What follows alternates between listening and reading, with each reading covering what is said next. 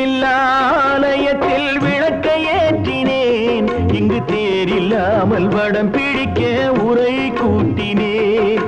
தெய்வமில்லாலயத்தில் விளக்கை ஏற்றினேன், இங்கு தேரில்லாமல் வடம் பிடிக்க உரை கூட்டினேன். நன்றியில்லா மனிதரிடம் அன்பை நாடினேன், அது நன்றி என்று அறிந்த போது நெஞ்சம் வாடினேன்.